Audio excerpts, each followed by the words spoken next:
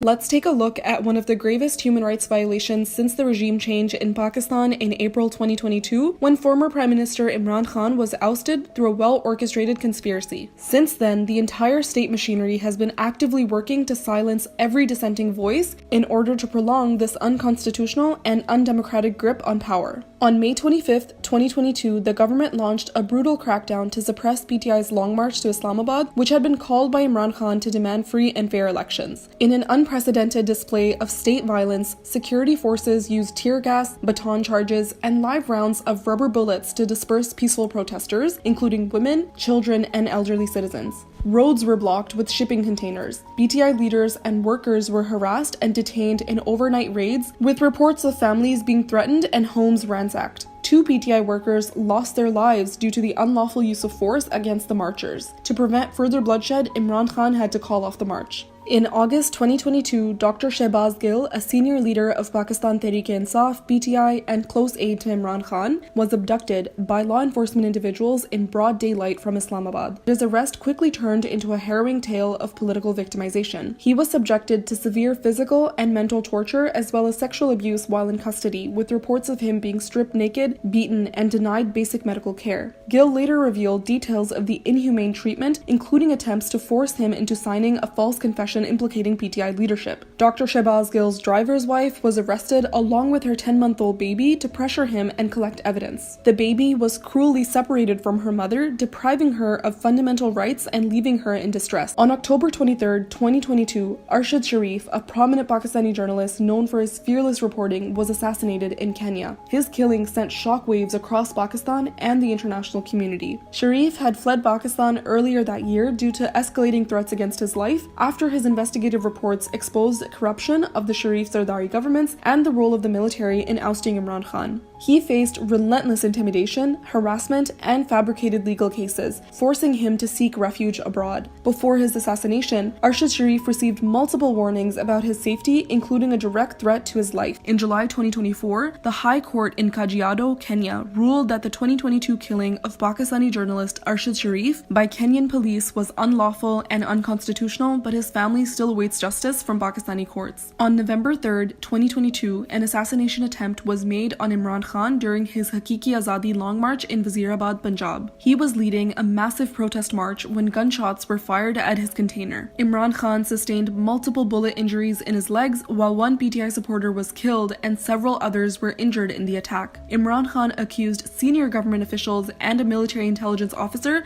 of orchestrating the attack. The shooter's statement was aired on state media within a couple of hours of the assassination attempt, even before any formal investigation had been conducted. In the broadcast, the shooter was seen repeatedly changing his statements, attempting to frame the attack as a religiously motivated hate crime. This followed months of coordinated efforts by government officials and military-backed media representatives who held press conferences portraying Imran Khan as anti-Islam, fueling religious sentiments and paving the way for a blasphemy-related narrative. The shooter's confession, combined with his lawyer's press conference being aired live on national TV, proved the state's involvement in this meticulously orchestrated attack, which saw Imran Khan as an existential threat to their hold on power. In March 2023, Ali Bilal, widely known as Zille Shah, a devoted supporter of Imran Khan and PTI, was brutally tortured and murdered in police custody. Zille Shah, a special needs person, was arrested during a peaceful protest in Lahore. Hours later, his lifeless body, bearing horrific signs of torture, was discovered in front of a hospital, leaving the nation in shock and grief. His post-mortem report confirmed that he died from excessive bleeding after enduring severe physical abuse, including a fatal blow to his head. Despite clear evidence of police involvement, the authorities launched a smear campaign, falsely alleging that Shah's injuries were caused in a car accident. The authorities, in a desperate attempt to shift blame, filed a bogus FIR against Imran Khan, implicating him in the murder of Zille Shah. In March 2023, a nationwide crackdown led to the abduction of over 2,100 PTI social media activists, party workers, and supporters, including women and children, across Pakistan. These individuals were illegally detained without warrants or due process, while their families were subjected to harassment and threats.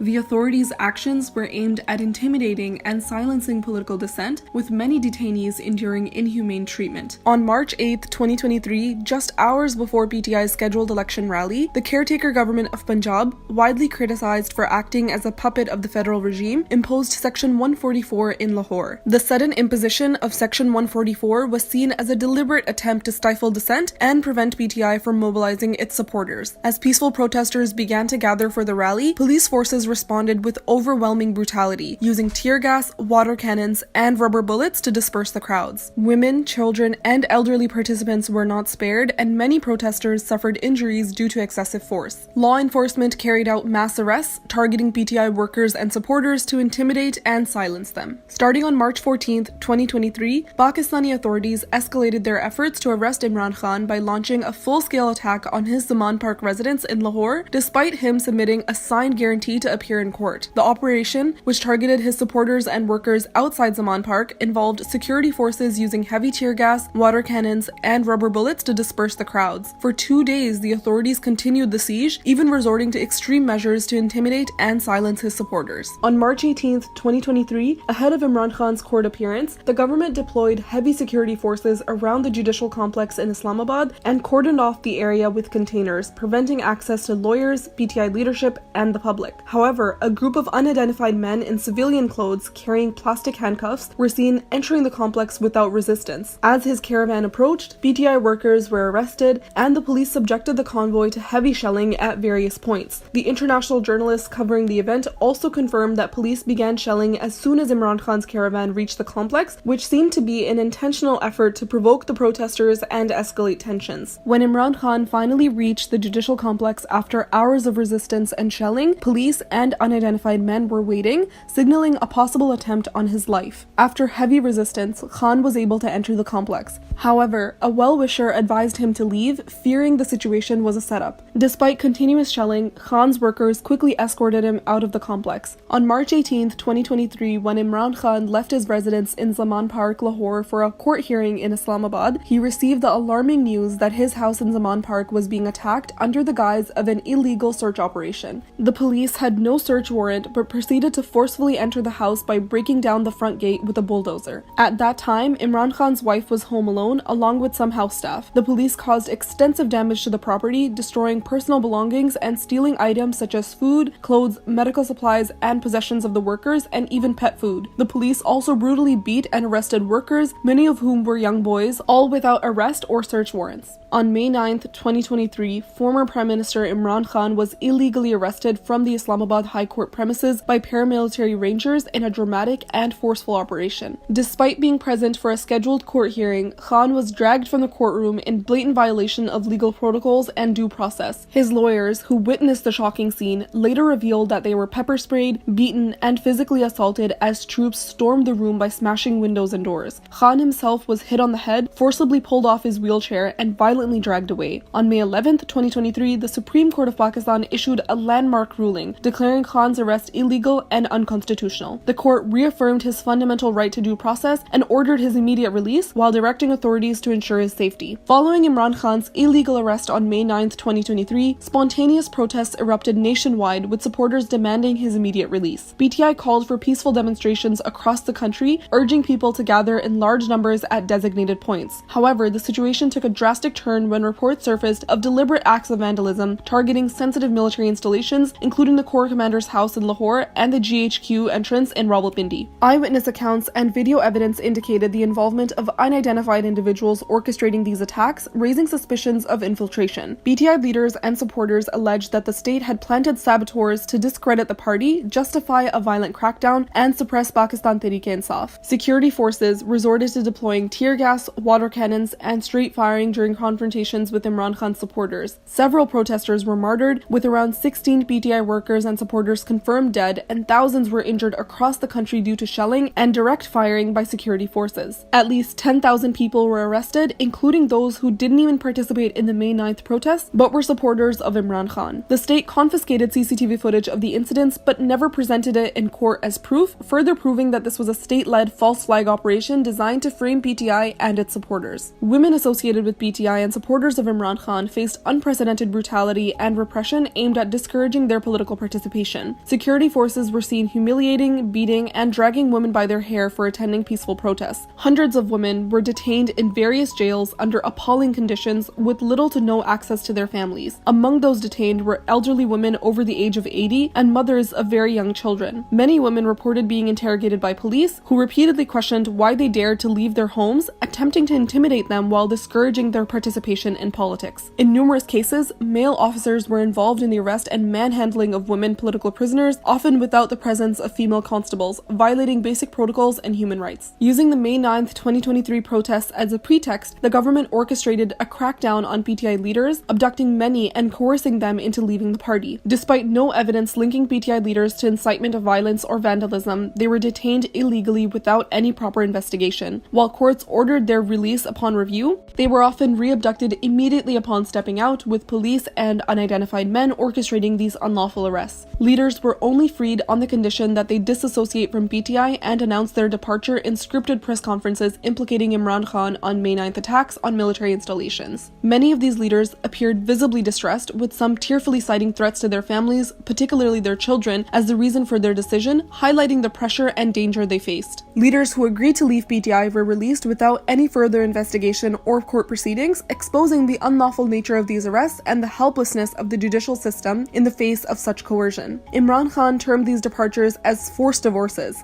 In contrast, those who refuse to abandon PTI or deliver scripted press conferences remain in jail to this day, even after 2 years. Following the regime change operation, the crackdown extended to journalists and media houses that dared to present PTI's perspective and expose the injustices and state-led fascism against Imran Khan and his supporters. This campaign aimed to control the narrative against Imran Khan and his party while swaying public opinion away from him. Multiple journalists and media outlets faced severe repercussions for reporting on state brutality and offering coverage favorable to PTI. Many prominent journalists were forcibly taken off air for revealing the truth about the regime change, while countless others were abducted, illegally detained, harassed, and subjected to torture. These oppressive measures were designed to suppress press freedom and silence those who challenged the state's authoritarian grip on the media. The government extensively utilized state media and official platforms to propagate relentless propaganda against Imran Khan and his party, from baseless accusations of blasphemy which endangered his life to orchestrating campaigns over fake corruption charges like the Toshakhana and prohibited funding cases. The narrative was manipulated to tarnish his reputation. After the events of May 9, the media was weaponized to falsely declare PTI as an anti-state party and label its supporters as terrorists. Government officials, aided by the military and ISPR, conducted press conference after press conference, spreading lies about Imran Khan, his family, and PTI. Bogus cases such as the Iddat case,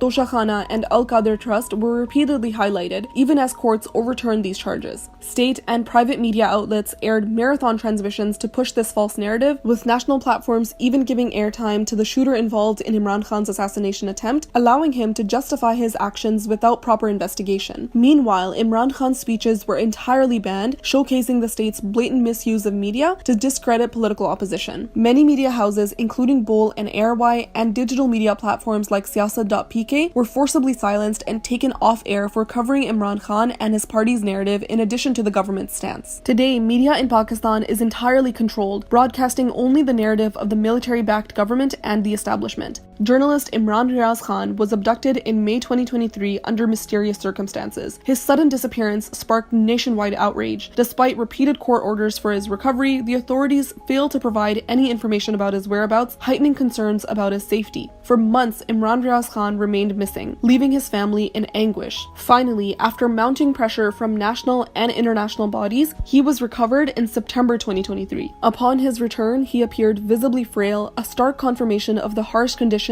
he endured during his illegal detention. He had lost significant weight and struggled to speak, needing extensive treatment to regain his health. In later interviews, he revealed being subjected to extreme torture and treated inhumanely. He confirmed being pressured to support Nawaz Sharif and his party, promoting their narrative exclusively. Furthermore, he disclosed that the establishment approached him to fabricate a narrative against Imran Khan, portraying him as corrupt. Even children have not been spared by the government in its orchestrated campaign to instill fear and suppress dissent. In the last 2 years, minors have been targeted in what appears to be a deliberate attempt to terrorize families supporting Imran Khan. A heart-wrenching testimony from a mother reveals that her 14-year-old son has been languishing in prison since the aftermath of the 9th May false flag operation. His only crime was expressing support for the political party of former Prime Minister Imran Khan. In another incident, a minor was arrested alongside his father while distributing sweets in public to celebrate Imran Khan's victory. Similarly, 3 children under the age of 14 were declared terrorists simply for supporting Imran Khan. Elderly and critically ill PTI workers and leaders faced relentless harassment and abduction, with their lives being put at serious risk. These tactics were used to pressure them into abandoning PTI through coerced and scripted press conferences. In one instance, a PTI leader who had just suffered a heart attack pleaded with security forces, explaining that he had surgery scheduled for the next morning and had been advised by doctors not to leave the hospital. Despite this, he was forcibly taken away by the police. Similarly, Dr. Yasmin Rashid, an 80-plus-year-old PTI leader and cancer survivor, was forcibly discharged from the hospital and taken to jail under the government's orders, putting her life in danger. Since the regime change, the military-backed government has misused the policing system to implicate PTI and its supporters in fake charges, aiming to discourage them from participating in political activities and raising their voices against the ruling parties. A series of fake FIRs and bogus cases have been filed against PTI leaders, social media activists, and ground workers to politically victimize them and force them to abandon their support for PTI and Imran Khan. Over 200 bogus FIRs have been registered against Imran Khan alone across the country, with charges ranging from terrorism and sedition to contempt of court,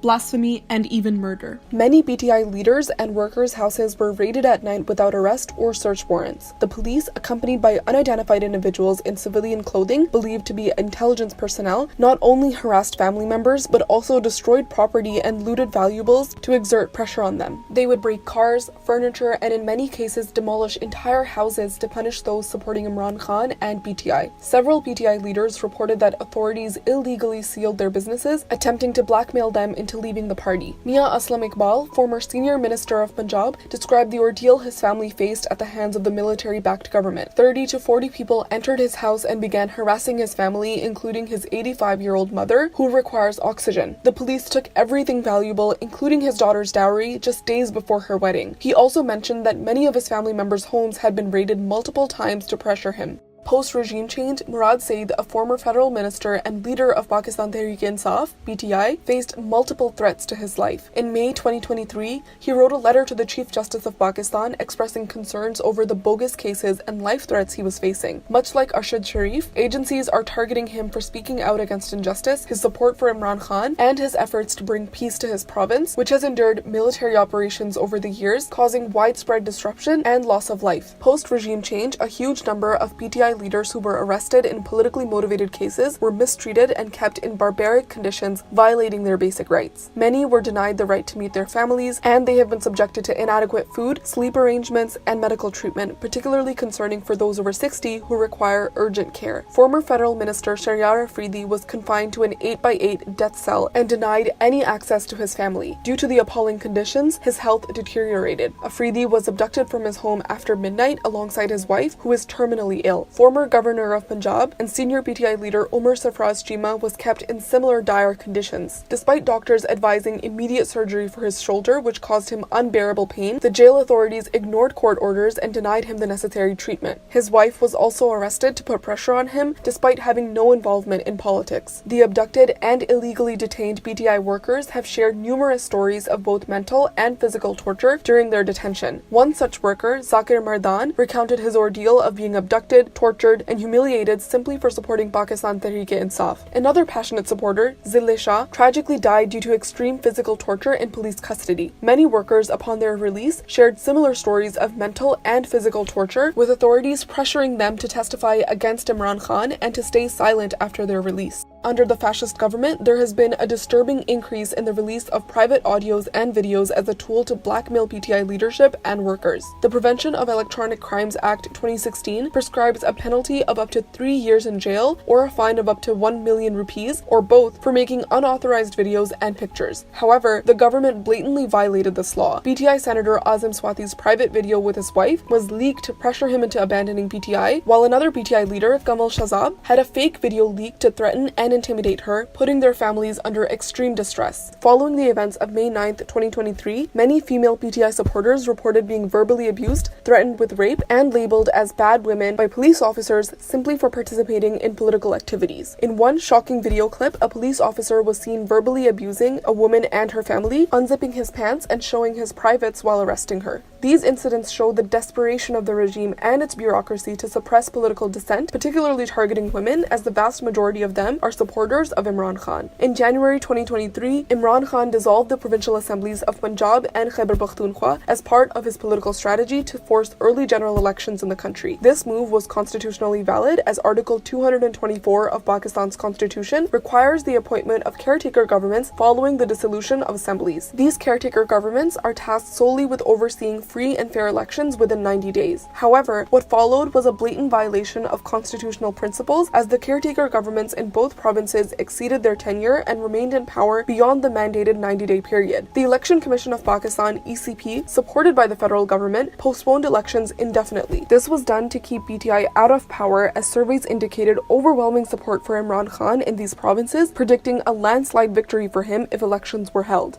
A well-known human rights activist and lawyer, Gibran Nasser, was abducted by unknown men in June 2023. Nasser has been a vocal critic of Pakistan's military and was also advocating for the unlawfully arrested workers and leaders of PTI after the May 9th false flag operation. Nasser was later released after immense pressure from the public and human rights organizations. In October 2024, another human rights activist and lawyer, Iman Mazari Hazir, was taken away by security forces and men in plain clothes and masks from her home in the early hours of the morning. Her mother, Shiri Mazari, Pakistan's former human rights minister under the PTI government, shared the news in a post on social media. Moments before her arrest, Mazari Hazir had posted on X about unknown persons breaking down security cameras in her home and jumping over the gate. Mazari's mother later confirmed that no arrest warrants or legal procedure had been followed. Pakistan's media regulator, PEMRA, imposed a complete ban on the broadcast of PTI chairman Imran Khan's live speeches in August 2022. On May 31, 2023, PEMRA issued another directive to media houses, clearly instructing them that Imran Khan's name should not be mentioned, his image should not be shown, and his voice should not be heard. Even a mention of his name on the channel's ticker tapes was prohibited, which constitutes a blatant violation of the right to freedom of speech. Using the events of May 9th as an excuse to suppress PTI and its supporters, Pakistan's military-backed government established military courts to try protesters arrested during the May 9th protests. These courts violate Pakistan's constitution and represent a significant human rights violation due to their lack of transparency and the absence of fair trial. In December 2023, Pakistan's Supreme Court approved the trial of civilians in military courts, thereby paving the way for the prosecution of civilians. This judgment faced criticism from political leaders and human rights groups, both locally and internationally. The arrest of PTI leader Mia Ibad Farooq following the events of May 9, 2023, had a devastating impact on his family. His 8-year-old son witnessed the traumatic arrest of his father, mother, and grandmother, along with multiple raids and acts of vandalism by the police. The child was admitted to the hospital in serious condition, but due to the pressure exerted by the state because of his father's affiliation with PTI, he was forcefully discharged. Tragically, this innocent child, unable to bear the distress, passed away after waiting for nearly 3 months for his father to return. Many other children of PTI leaders, workers,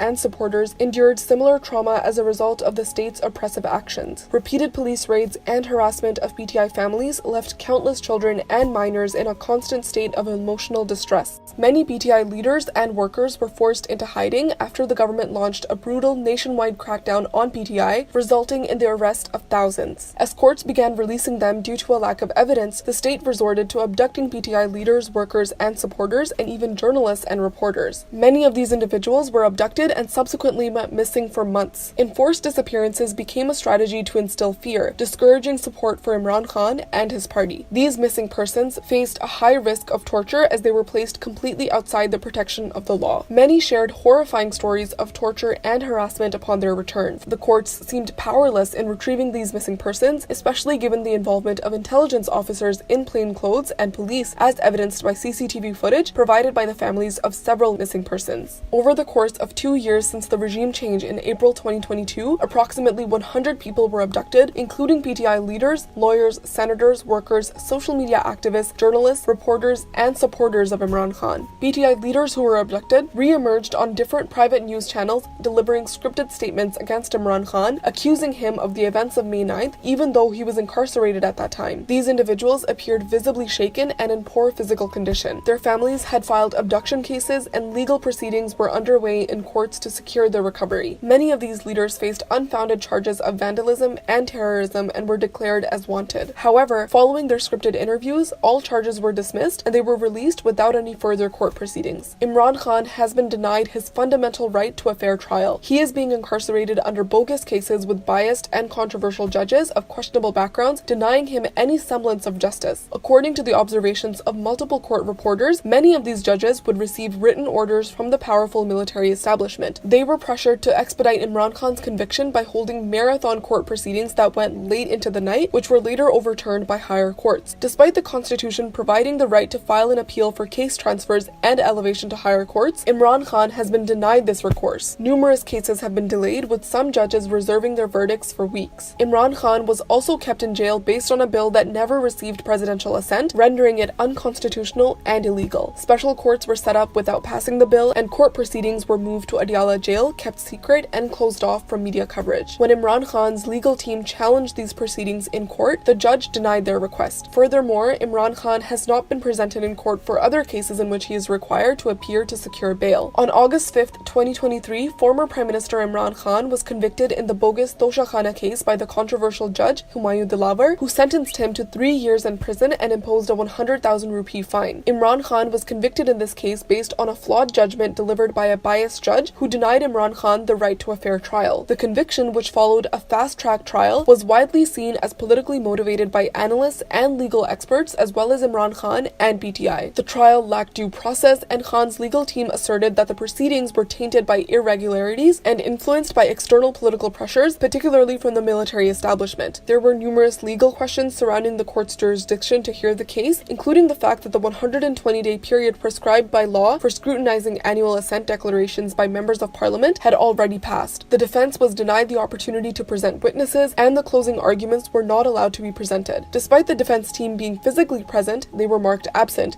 further adding to concerns about the fairness of the trial. The court moved at an exceptionally fast pace, with hearings scheduled daily. Within 15 to 20 minutes of the verdict's announcement, police were at Imran Khan's residence to arrest him, and he was taken into custody in the early hours of the morning. The Islamabad High Court later suspended Imran Khan's 3-year sentence in the Toshakhana case and ordered his release from jail. The military-backed government, followed by a puppet caretaker government, denied PTI the opportunity to exercise its democratic right to conduct rallies and protests. While other political parties were allowed to hold public gatherings without restrictions, as soon as PTI announced a rally, the government would swiftly impose Section 144, which empowers the district administration to issue a ban on a specific activity for a set period. The misuse of this tool against PTI was evident in the heavy police presence in cities where public gatherings were planned. As if Section 144 was not enough to prevent people from gathering and to provide an excuse to arrest and detain them, the army was given shoot-on-sight orders to suppress PTI's march towards Islamabad in November 2024. Snipers were deployed by the army to target and shoot innocent peaceful protesters during the protest. This resulted in the deaths of at least 14 protesters and left numerous others injured. The police were even observed arresting innocent civilians, sometimes for merely displaying a PTI flag. The police, under the governance of a repressive regime, did not even spare individuals protesting against the desecration of the Holy Quran or those expressing solidarity with the people of Palestine solely because these protests were associated with PTI.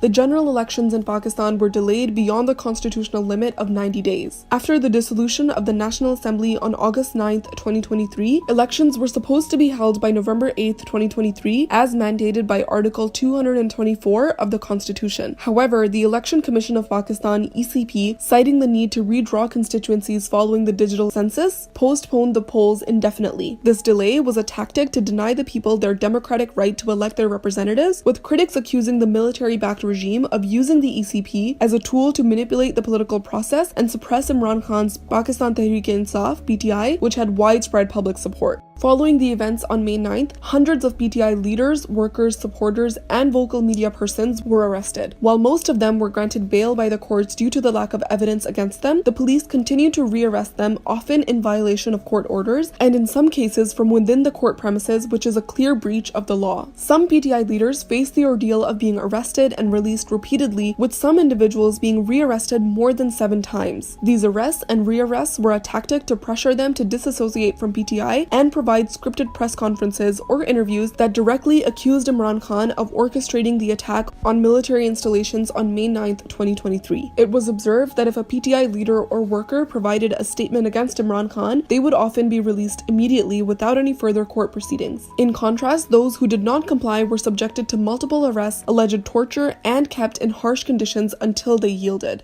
Former Pakistani Prime Minister Imran Khan and former Foreign Minister Shah Mahmood Qureshi were convicted in a sham cipher case on January 20th, 2024. Imran Khan was secretly held in custody for 15 days without his legal team being informed. The FIA requested his remand without presenting him in court, and Attak Jail was unjustly designated as the trial venue, violating Article 10A, which guarantees the right to a fair trial. The case was based on allegations that Imran Khan and Qureshi misplaced and misused a diplomatic cipher, despite the original document being in the Foreign Office as confirmed by the Interior Minister. The cipher, deemed a threat to Pakistan's sovereignty by 2 NSC members, was declassified by the elected cabinet, raising serious questions about the legitimacy of the charges. The case was politically motivated, aimed at disqualifying Imran Khan before the February 2024 elections, damaging his reputation and suppressing voter turnout. In June 2024, the Islamabad High Court overturned their sentences, exposing the case as a deliberate attempt to keep Imran Khan and senior PTI leadership behind bars. On February 3rd, 2024, just 5 days before the general elections, a trial court sentenced Imran Khan and Bushra Bibi to 7 years in prison and fined them 0.5 million rupees each in the highly controversial Iddat case. The case was based on a complaint by Bushra Bibi's ex-husband, Khabar Farid Manika, who had been abducted and went missing for days before resurfacing to file the case. Prior to his abduction, he had publicly vouched for Bushra Bibi's character, but his statements drastically changed afterwards. The Iddat case was widely seen as one of the most politically motivated and shameful legal attacks aimed at maligning Imran Khan's character and pressuring him into a deal. On July 13th, 2024, the Islamabad High Court overturned the conviction, declaring it unlawful and unjust, further proving the politically motivated nature of the case. In October 2023, Nawaz Sharif, a convicted criminal and absconder, was granted bail despite being sentenced to 10 years in prison and disqualified from politics for life. Legal experts were shocked by the decision, as it violated established legal norms. Nawaz Sharif, who falsely claimed illness to leave Pakistan, remained abroad for 4 years and was granted bail within 24 hours of the application being filed, even though the convict, Nawaz Sharif, was not present in the country. His biometric prints were submitted by a lawyer and accepted by the court without any objections. In contrast, the same court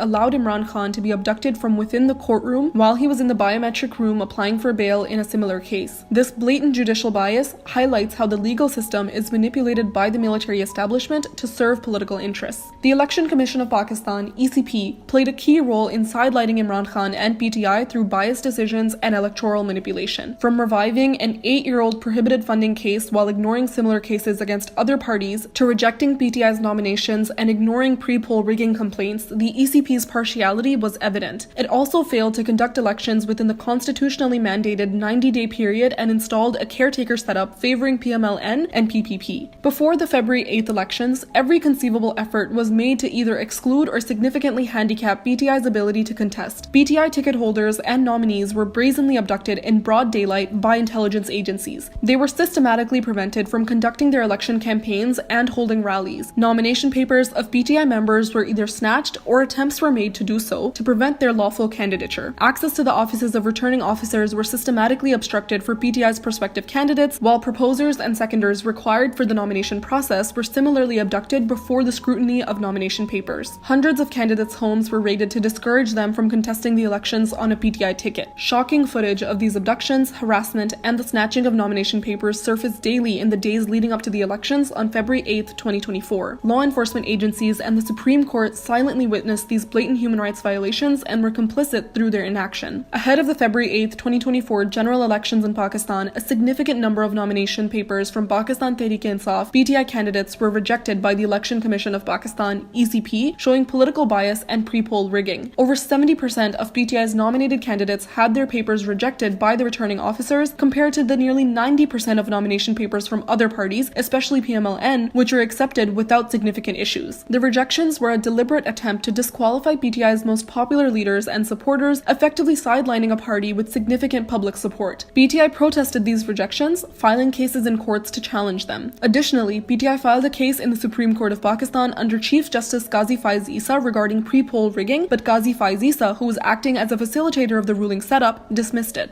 After regime change, and especially in the lead-up to the elections, PTI faced widespread oppression from authorities marked by crackdowns on its candidates, workers, and supporters. As PTI held workers' conventions to build momentum, law enforcement responded with severe measures, including abductions and indictments of political opponents. Hundreds of houses, offices, and businesses of PTI candidates and leaders were ransacked, and their families were harassed and intimidated. Police and intelligence agents dressed in civil clothes would barge in late at night, breaking everything, torturing the men, and abducting relatives as a tactic to create fear and discourage PTI candidates from contesting an election. In the months leading up to the elections, a systemic crackdown on PTI offices across Pakistan began. In June 2023, PTI's Karachi offices were forcibly sealed without due legal process, prompting legal action from the party's local leadership. Similarly, in December 2023, PTI's Central Punjab office was sealed again despite a court order to reopen it. As the elections approached, police escalated their actions by blocking PTI's general body meetings, encircling party offices, and sealing the election offices of candidates. In contrast, other parties, especially PMLN, were heavily supported by state machinery, allowing them to freely conduct election rallies and campaigns. Government officials and the administration provided all kinds of logistical support to these rallies.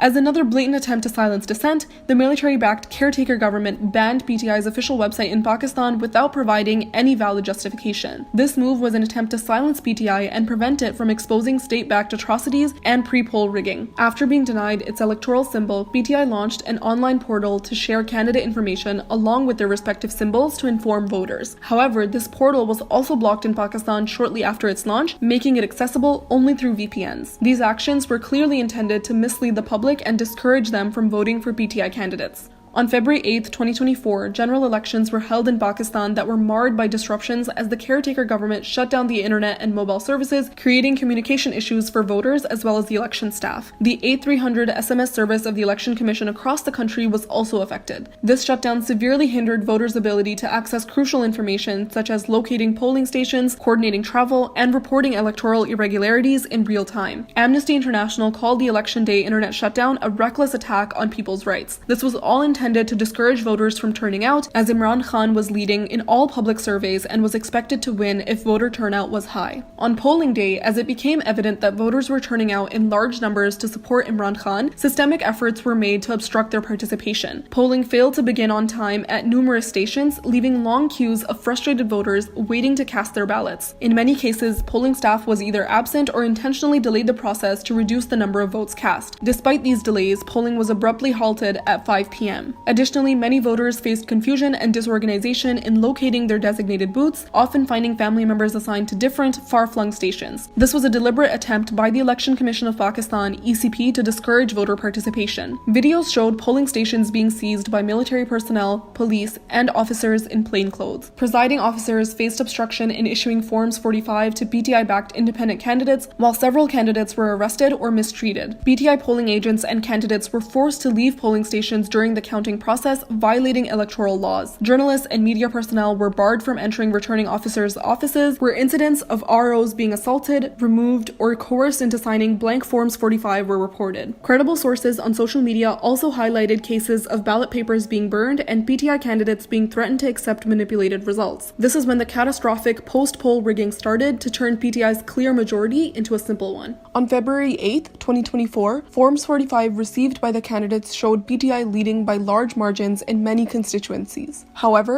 discrepancies appeared when returning officers tampered with the final results on Form 47. In several cases, BTI's clear leads were overturned in the final Form 47 results. A comparison of Form 45 and Form 47 results from February 8, 2024 revealed significant disparities, showing massive rigging to turn BTI's clear majority into a simple one and giving other parties, mainly PMLN, PPP, and MQM, enough seats to form a coalition government. Despite all this manipulation, BTI stood as the leading party with the most seats in the parliament. It was evident that returning officers, ROs, manipulated election results during the preparation of Form 47. Despite BTI-affiliated candidates leading by significant margins based on Form 45 aggregations, Form 47 was prepared unlawfully in their absence, falsely portraying them as runners-up in the official results. This was a violation of Pakistani electoral laws, which required the consolidation of Forms 45 and the issuance of Form 47 in the presence of all candidates and their agents. On March 5, 2024, the ECP released the long-awaited Forms 45. However, instead of ensuring transparency, these forms exposed glaring inconsistencies and clear signs of tampering. The altered documents reveal significant changes in the number of votes allocated to candidates, raising serious doubts about the accuracy of the election results. Discrepancies between the original Forms 45 given to candidates and those later published by the ECP are particularly evident in constituencies where PTI candidates were initially leading. The forgeries were so blatant and amateurish that even a child could spot the discrepancies. Numbers were overwritten to inflate the lead of PMLN candidates, while PTI candidates' leads were blatantly crossed out. Many forms didn't even add up correctly, with totals at the bottom contradicting the individual vote counts. This was a brazen rigging attempt exposed not by investigative agencies but by the common people of Pakistan. These tampered Forms 45 serve as undeniable proof of the systemic rigging against Pakistan Tehreek-e-Insaf candidates in the general elections held on February 8, 2024.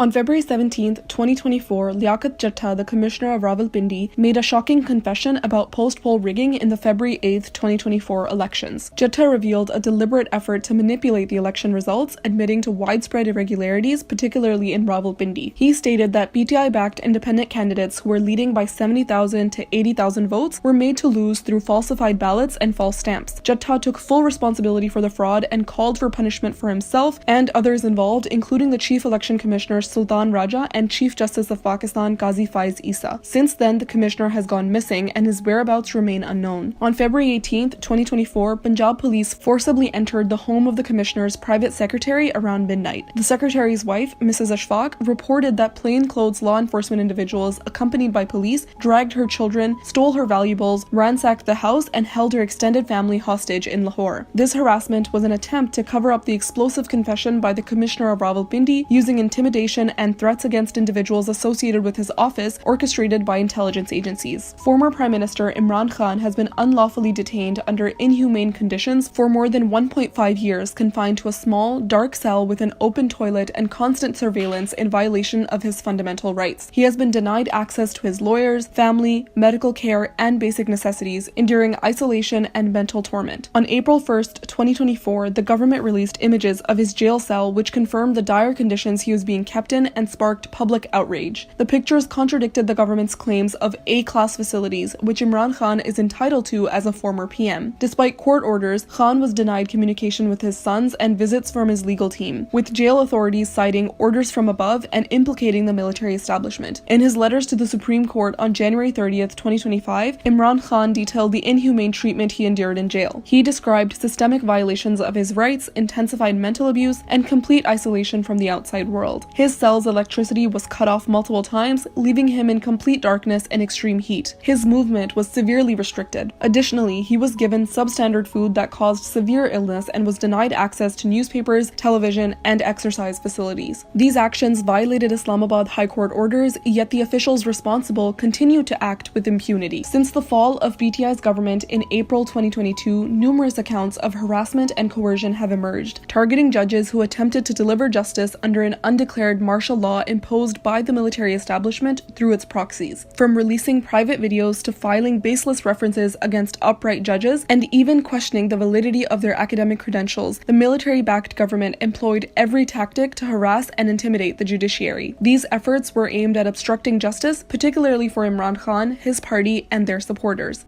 On March 25, 2024, 6 senior judges from the Islamabad High Court penned a letter addressed to the Supreme Judicial Council detailing serious revelations against Pakistan's intelligence agencies for their interference in judicial affairs. The judges disclosed that these agencies had been exerting pressure through methods such as abducting and torturing their relatives, conducting secret surveillance in their homes, and attempting to influence the outcomes of legal cases. The letter outlined specific instances of interference, such as intelligence officials pressuring judges in crucial cases, leading to one judge being hospitalized due to stress. The letter mentioned that a judge's relative was abducted by ISI operatives to exert pressure. Additionally, it highlighted intimidation tactics towards district court judges, covert surveillance with spy cameras in a judge's residence, and efforts to manipulate utility bills and tax records to influence judicial decisions. The letter also detailed several instances of attempted coercion and intimidation by ISI officers to influence the outcome of cases, including those involving the incarcerated former Prime Minister Imran Khan. On July 1, 2024, the UN Working Group on Arbitrary Detention declared that the detention of the former Pakistani Prime Minister is arbitrary and violates international law. Their detailed 17-page report concludes that Imran Khan's imprisonment contravenes the UN Declaration of Human Rights, UDHR, and the International Covenant on Civil and Political Rights, ICCPR. It called for his immediate release and compensation in accordance with international law. The working group also called for those responsible for violating Imran Khan's fundamental human rights to be held accountable. Imran Khan remains in prison despite all his cases being overturned. The group found that Imran Khan's prosecutions, notably in the Tosha Khana and Cypher cases, were politically motivated to prevent his participation in the 2024 general election. In an attempt to silence dissent, the government blocked access to the social media platform X in February 2024, shortly after massive evidence of rigging began to emerge on the platform, exposing the stolen February 8th elections. On February 22nd, the Sindh court ordered the government to restore access to X immediately, but the block persisted, leading to a contempt case against the authorities. Even after this, the government continued to shut down the internet during subsequent bypolls and any political events organized by Pakistan Tehreek-e-Insaf, aiming to restrict communication and prevent people from exposing human rights violations during these events. In February 2024, BTI formed an alliance with the Sunni Ittihad Council, SIC, to secure reserved seats in the national and provincial assemblies. Despite their majority, the Election Commission of Pakistan, ECP, rejected their petition, reallocating these seats to the ruling coalition,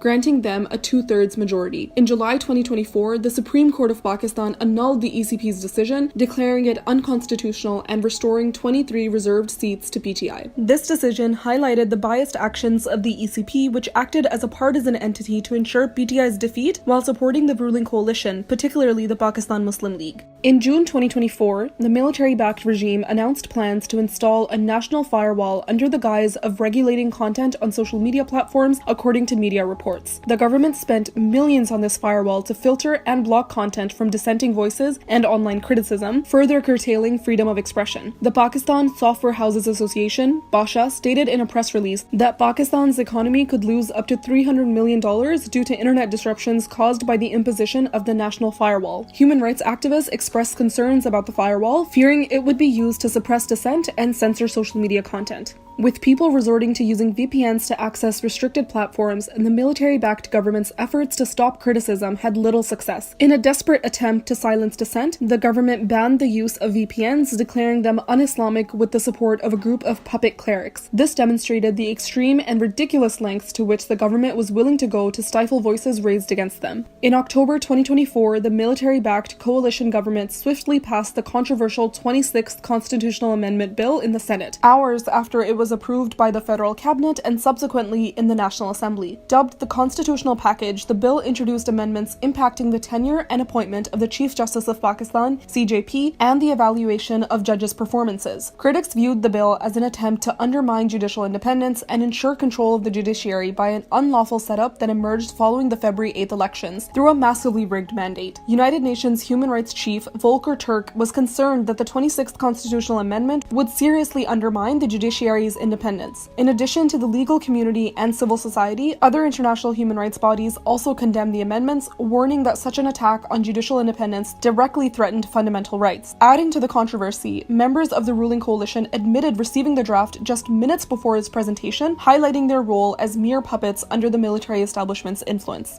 To pass the 26th constitutional amendment, brutal tactics and heavy coercion were used by the military-backed government and intelligence agencies. The illegitimate government, lacking the required two-thirds majority, needed 224 votes to pass the bill. To secure these votes, they resorted to widespread intimidation tactics, particularly targeting opposition lawmakers as they depended on their support to ensure the bill's passage. Members of Pakistan Tehreek-e-Insaf faced threats, including the abduction of their family members, women and children, bribery with money and government ministries, and threats of losing their seats through the Election Commission of Pakistan, ECP. PTI lawmakers, alongside members from other opposition parties like JUI and BNP, were pressured into supporting the amendment or else face severe consequences. A few days before the amendment, one of the PTI lawmakers, Haji Imtiaz Ahmed, had his house raided by police and unknown men. His elderly mother was beaten and harassed, his young baby was thrown off the bed, and his sister-in-law was dragged down the stairs and harassed into providing information about her husband and brother-in-law, Haji Imtiaz. She confirmed that an ISI colonel, Major Omer, is directing the harassment of PTI members and their families, with the military behind these actions. In an interview following the raid,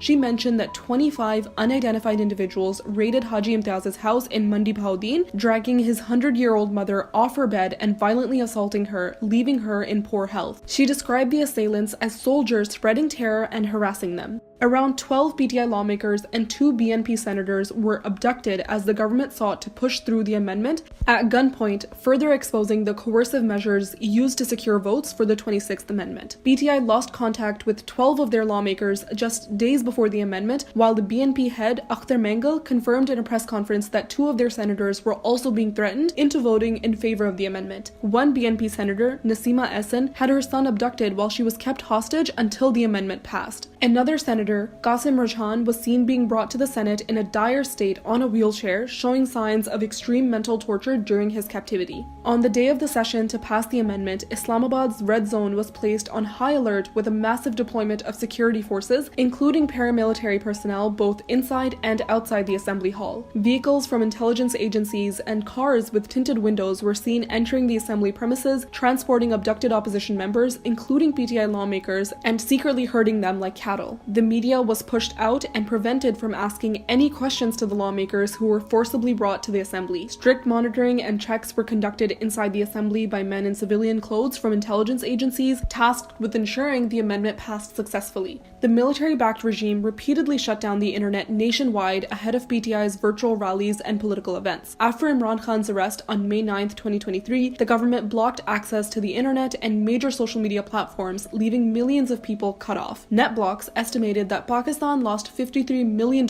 in just one day due to the shutdown. This caused severe disruptions to IT services ranging from banking to routine workflows. This pattern of internet shutdowns occurred every time PTI planned an event, during elections, and particularly after the Islamabad massacre, to hide any evidence of the atrocities committed by the military-backed regime. Reports from major cities like Lahore, Karachi, and Islamabad confirmed widespread disruptions, and mainstream news outlets documented the challenges faced by citizens. In January 2024, just days before the general elections, the Supreme Court of Pakistan, led by Chief Justice Qazi Faiz Issa, stripped PTI of its electoral symbol, a verdict that meant that the biggest and most popular political party in the country will be denied the opportunity to participate in the elections, thereby stripping millions of Pakistanis of their fundamental right to vote for their preferred political party. Legal and political experts and people from all walks of life were in disbelief over the Supreme Court's decision to strip PTI of its electoral symbol and declared it a huge blow to fundamental rights. The stripping of PTI's electoral symbol, the bat, proved the vulnerability of national institutions to political manipulation. Fearing Imran Khan's popularity, they wielded the country's institutions, particularly the biased and controversial Election Commission of Pakistan, to strip PTI of its electoral symbol, the bat, with the Chief Justice of Pakistan acting as a facilitator to rubber stamp the ECP's farcical decision. From the day he took his oath, Chief Justice of Pakistan Qazi Faiz Issa acted as a facilitator for the country's powerful military and the ruling elite, particularly PMLN. His actions were consistently aimed at suppressing PTI and Imran Khan, ensuring indefinite delays in their cases, especially those concerning election rigging and human rights violations. Faiz Issa's wife publicly expressed her hatred for Imran Khan, making it evident that both she and Issa harbored personal vendettas against him. Despite these public outbursts, Issa refused to recuse himself from cases involving PTI and Imran Khan, an act widely regarded as unethical and against judicial norms.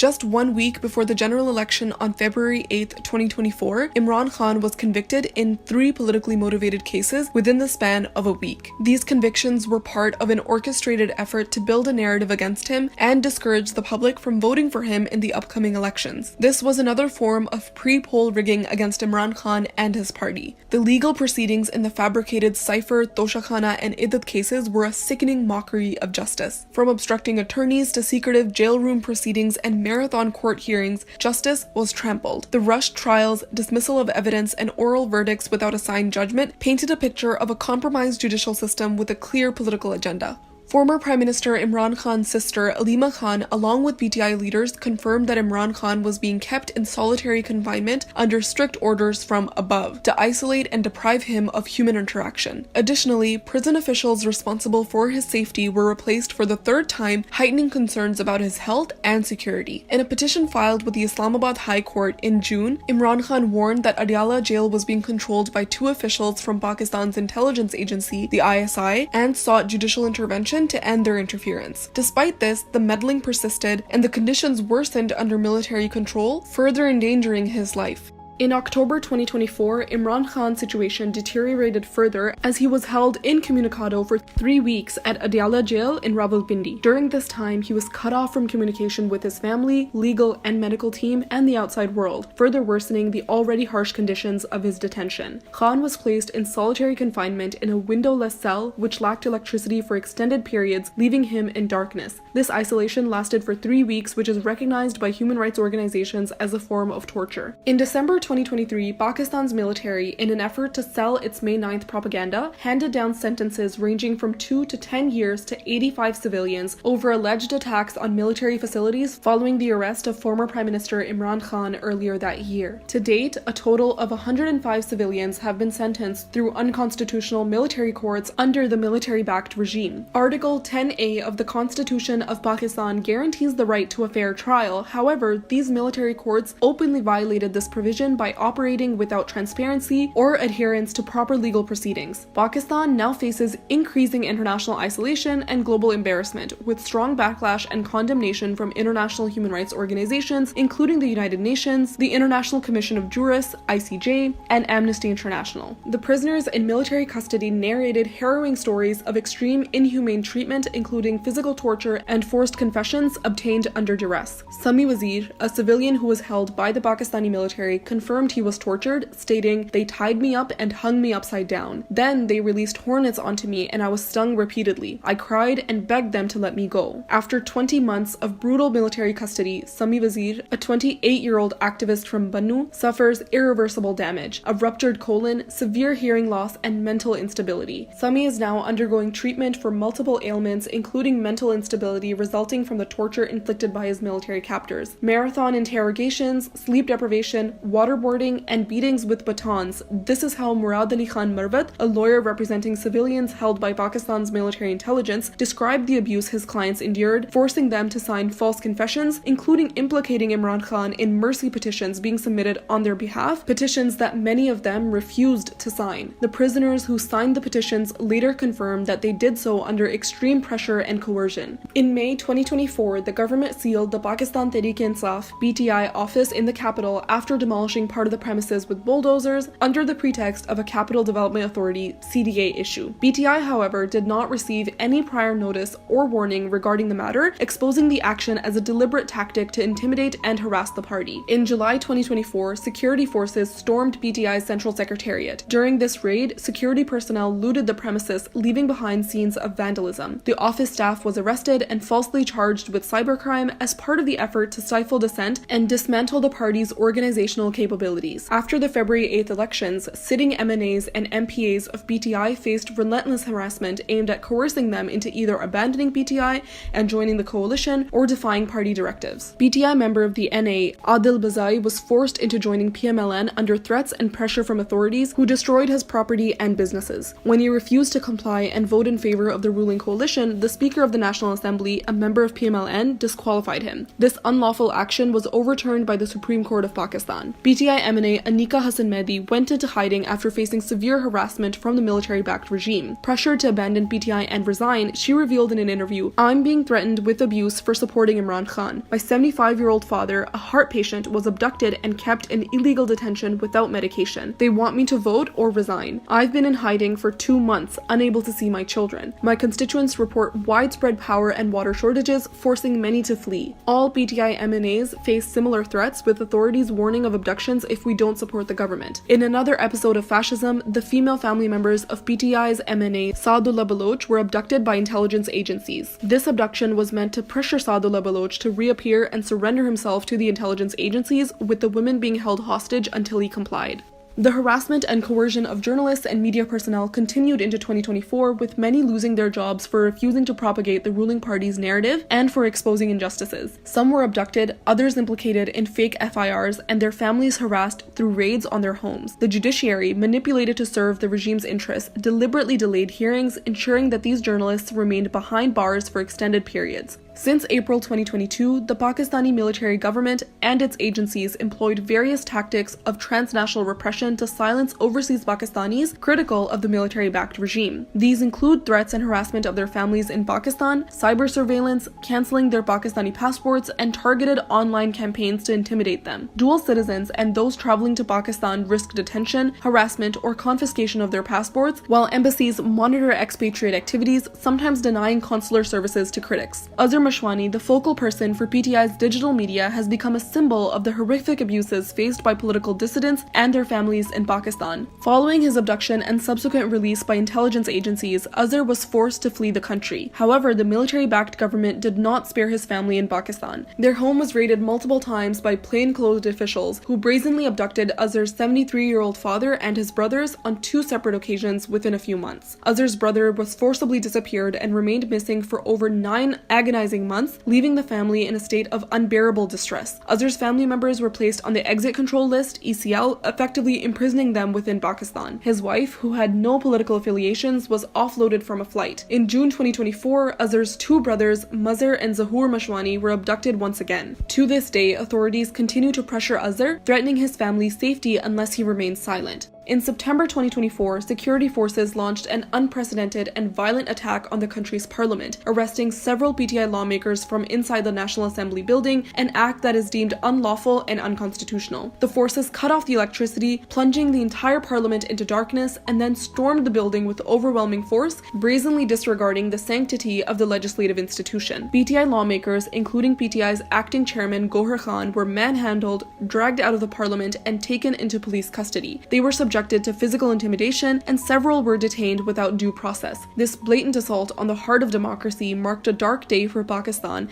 In October 2024, Imran Khan's sisters Alima Khan and Uzma Khan were arrested as soon as they arrived at Islamabad's D Chowk for a peaceful protest called by Imran Khan. This was yet another politically motivated act by the military-backed regime to exert pressure on him. Alima Khan, who used to meet Imran Khan regularly and disseminate his message to the public, posed a threat to the military establishment as her influence was significant. The regime attempted to keep them behind bars as long as possible by pressuring judges to delay her hearings and extend her physical remand, all without any legitimate charges. In October 2024, the fascist military regime abducted prominent lawyer Intizar Hussain Panjota, a vital member of Imran Khan's legal team. Panjota was taken without any legal justification in blatant violation of constitutional rights, and his whereabouts were concealed for weeks. The primary aim of this abduction was to disrupt the flow of Imran Khan's messages to the public, as Panjota, being Imran Khan's counsel in several cases, met him regularly and conveyed his unfiltered messages to the people. He was subjected to extreme physical and mental torture, kept in dire conditions, and stripped of basic human dignity. On November 2nd, 2024, after 25 days of disappearance, Panjota was discovered during a police operation. The operation appeared to be a staged drama attempting to frame his abduction as a kidnapping rather than an act orchestrated by military intelligence. Panjota was found blindfolded, his hands and legs tied, in a severely deranged and mentally fragile state. He could barely speak and had no recollection of how he ended up there. Witnessing a lawyer of his stature in such a devastating condition was a powerful testament to the regime's ruthless and oppressive tactics.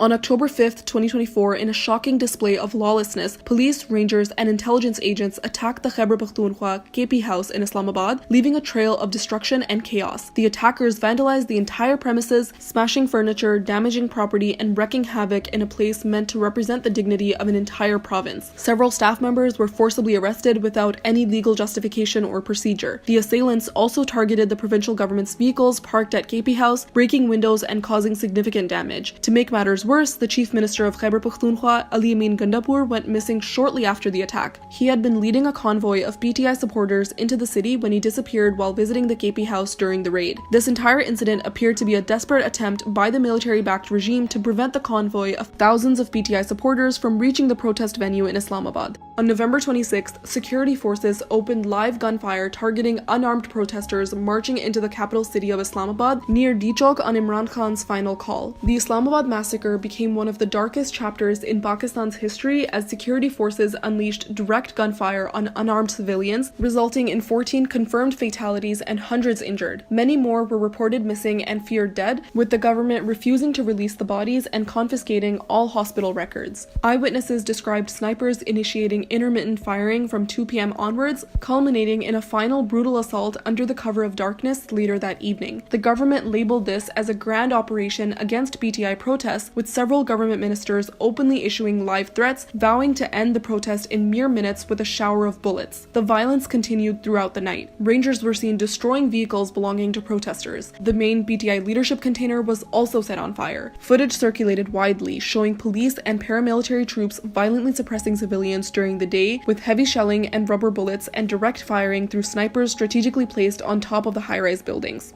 On November 26, 2024, when shooting began during the daytime near Dichok, people urgently started transporting the injured to nearby hospitals, primarily Polyclinic and PIMS Hospital. Eyewitnesses and hospital staff confirmed that a significant number of injured arrived throughout the day. As firing intensified, the flow of wounded increased, and ground reporters and citizens began documenting the horrifying scenes. Social media started filling up with horrifying footage of gunshot injured and dead bodies of peaceful protesters. One journalist, Saqib Bashir, released an initial report from Polyclinic Hospital confirming 2 fatalities and at least 26 individuals with gunshot wounds. However, he was later abducted and hospital records were confiscated. Security forces subsequently took full control over the hospitals, seizing all medical documentation to suppress evidence. Any journalists who attempted to investigate the deceased or the injured faced abduction or intimidation. Journalist Matiola Jan visited hospitals after November 26th to gather data on the number of casualties but was arrested on fabricated charges. He was detained to prevent further investigation, effectively concealing the true scale of deaths and injuries during the Islamabad massacre. During the Islamabad protests at Dichok, a deeply disturbing incident unfolded when a man engaged in prayer was brutally pushed off of a stack of containers by Pakistan Army personnel. This act of aggression occurred amidst the protesters, with multiple eyes and cameras recording the live incident in horror. It highlighted the harsh tactics employed by security forces to suppress peaceful demonstrations. The man was peacefully praying when armed soldiers without provocation forcibly shoved him off the container, leaving many shocked and appalled by the blatant violation of human dignity and religious respect. Initially believed to be dead, the man miraculously survived the fall and was immediately taken to the hospital, where doctors confirmed he had fractures in his arms and other injuries, though he was out of danger. Right after the Islamabad massacre, a massive crackdown ensued on PTI, with thousands of Imran Khan's supporters unlawfully arrested and charged in fake FIRs. Many were kept in dire conditions, and numerous individuals were not even accounted for in an attempt to conceal the total number of arrests. This included a significant number of minors and even the brother of a martyr who was accompanying his brother's body for a burial. The security forces even attempted to arrest the injured with gunshot wounds from hospitals, forcing many to secretly flee to Khyber Pakhtunkhwa KPK for treatment. Police also arrested individuals who did not participate in the protests but were supporters of Imran Khan, identifying them by checking their phone content or any visible indication such as a PTI flag or sticker on their vehicles. The families of the martyrs faced immense resistance and harassment from hospital authorities and security forces deployed at the hospitals when trying to claim the bodies of their loved ones. Some were forced to sign affidavits promising to remain silent, falsely stating that the deceased had no connection to the protest and that the death was an accident rather than caused by a gunshot. Families who attempted to file police reports against the shooters were subjected to further harassment, threats, and even arrests. The family of 20-year-old martyr Anis Shahzad Sati managed to file a report and request a post-mortem post-mortem report for their deceased loved one. However, in response, authorities abducted Anisa's brother and cousin to pressure the family into withdrawing their report, which they ultimately did under duress. Another PTI supporter, Ahmed Wali, came all the way from Balochistan to participate in the Islamabad protest on Imran Khan's call. He was struck by a bullet from security forces and died on the spot. Following his death, Ahmed Wali's family faced threats and harassment, pressuring them into silence. The police raided the mosque where Ahmed Wali's family and friends had gathered to recite the Quran in his memory. Police officers pointed guns at the mourners, abusing his father and other family members. The police kicked mourners out of the mosque and threatened to urinate on Ahmed Wali's grave and verbally abused his father, threatening them to stay silent. Following the Islamabad massacre on November 26, 2024, reports surfaced of intensified racial profiling against Pashtun individuals in Islamabad and Rawalpindi. Human rights lawyers documented over 2,000 cases of Pashtun students, laborers, and street vendors, including legal Afghan refugees, being arrested and detained in police stations across both cities. Among those detained was a 14-year-old boy who sold clothes to support his family. Human rights activist and lawyer Imran Mazari confirmed that police officials had been systemically racially profiling and detaining Pashtuns by checking their IDs at checkpoints. Individuals whose permanent addresses were listed in Khyber Pakhtunkhwa were arbitrarily arrested and implicated in fabricated FIRs. Federal ministers Ata Tarar and Mohsin Naqvi ridiculously implied that most of the protesters were Afghan nationals and Pashtuns and by extension,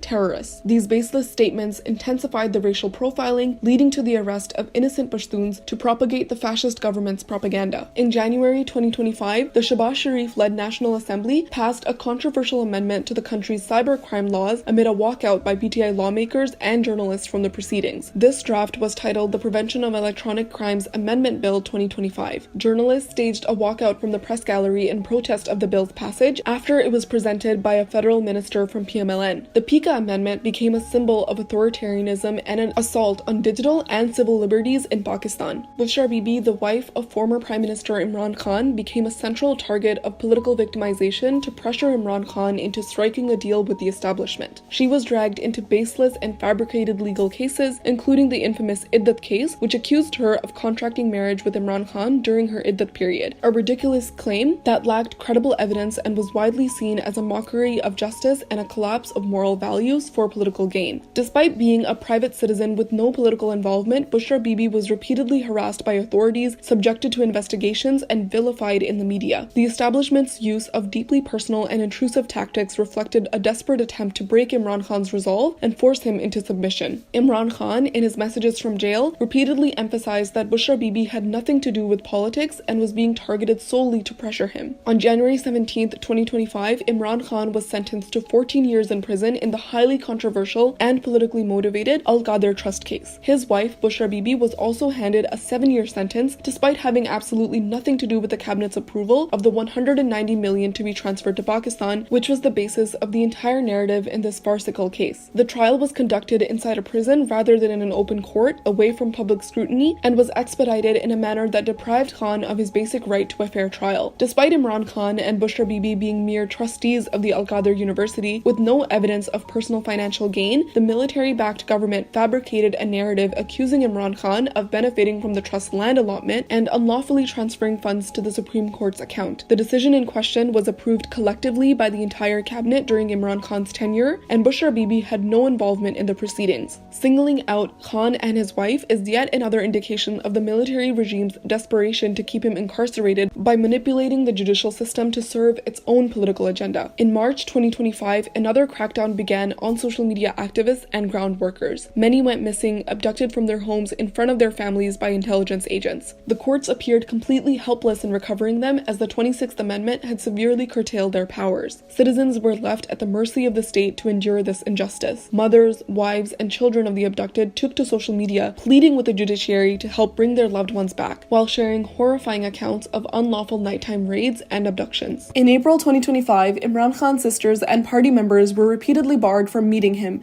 despite multiple court orders permitting such visits. Week after week, on designated family meeting days, they were stopped outside Adiala jail and made to wait for hours, only to be arrested alongside other PTI workers and leaders. With no charges filed, the authorities would eventually eventually abandon them in remote, deserted areas, an act clearly meant to harass and intimidate. This cycle continued for weeks in blatant defiance of court orders. On both family and political meeting days, the roads leading to Adiala jail would be blocked off by police. When questioned, police officials would simply state, "We have orders from above," a clear indication of the military establishment's role in isolating Imran Khan from his family and party. These actions not only violated his fundamental rights, but also showed a complete disregard for constitutional and legal norms. More than 20 articles of the Constitution of Pakistan were violated following the regime change operation. The Constitution guarantees fundamental human rights for every citizen, including the security of the person, Article 9, the right to a fair trial, Article 10A, freedom of assembly, Article 15, freedom of speech, Article 19, and the inviolability of the dignity of the man, Article 14. All these rights were stripped away from the people of Pakistan by the military-backed regime in an attempt to prolong their illegitimate hold on power. All of this is just the tip of the iceberg. Since the regime change in April 2022, human rights violations across Pakistan have reached alarming levels. A former prime minister and the country's largest political party are facing unprecedented suppression, with millions of workers and supporters suffering under a system that silences dissent with every means possible. The story of Pakistan under the current military-backed regime is one of deep injustice and sorrow. It is time for international human rights organizations and global champions of democracy to raise their voices and stand with the people of Pakistan.